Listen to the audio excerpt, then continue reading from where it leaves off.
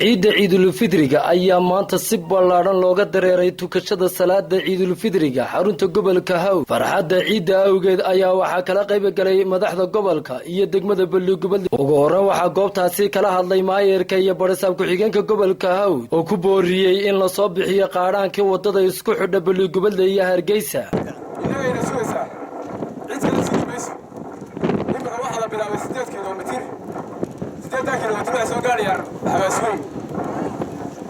إنه نجي سيفتي عينه طبعاً إيه أفكار حوالي البلد قعدناي حوالي وأنا نجي سويا عبارة وين نجيب حوالي من حوالي بعد الأجزاء حوالي الدواء أسكت ولا يبصير إن شاء الله تعالى وحويك البنت سام هناك واحد خلوه يقول ما شاء الله وياه واحد خلوه ده واحد يبصير هيك البنت تضوات السرقة والعرب تاس بسيط بقالها يعني أي حاجة يروح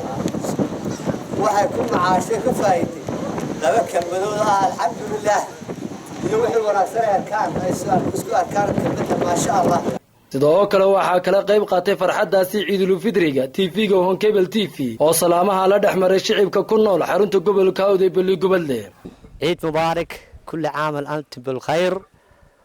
dhammaan shacbiga reer Somaliland oo ugu horeey madaxweynaha jamhuuriyadda Somaliland Axmed Maxamed Maxamuud Siilaayo iyo marwada madaxweynaha ku-xigeenka iyo marwadiisa dhammaan golaha wasiirada taliyayaasha ciidamada oo dhan meel kasta oo joogan gaar kulli caam wa antum bil khayr waxaan marka hore halkan ka salaamayaa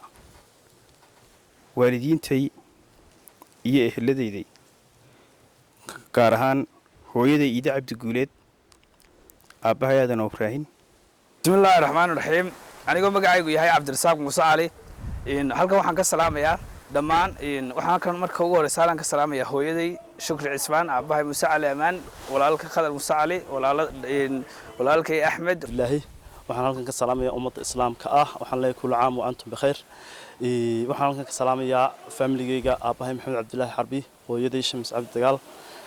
xaaskayga qaaliga Nimco Xasan Faarax halkan maanta waxaan ka salaamayaa maanta waa maalin weyn maalintii ciida ciidulfidriga halkan salaam waxaan ugu gudbinayaa dhammaan ummadda muslimiinta meel kasta ay joogaanba waxaan ku salaamayaa salaanta islaamka waxa kale oo halkan ka salaamayaa madaxweynaha jamhuuriyadda Somaliland mudane iyo marwadiisa. bismillaahir rahmaanir rahiim magacaygu Cabdiraxmaan Axmed Xasan waxaan ka salaamayaa dhammaan shacabweynaha reer Somaliland iyo ummadda islaamka meel kasta ay joogaanba waxa kale mar laga salaamayaa bahweynta Honkebel TV waxaan kale oo laga salaamayaa xaaskayga hooyaday dhammaan ubadka kullu caam wa antum bikhair halkan waxaan ka salaamayaa dhammaan ummadda muslimiinta meel kasta ay joogto gaar ahaan hooyaday iyo aabahay gaar ahaan ummadda reer Balugubadle Axmed Maxamed Siilaayo iyo haweenaydiisa iyo madaxweynaha ku-xigeenkii Cabdi Amaan Saylici iyo xaaskiisa iyo dhammaanba mas'uuliyiinta qaranka waan salaamayaa. Cabdiraxmaan Samariye TV-ga caalamiga Honkebel TV xarunta gobolka Haw ee Balugubadle.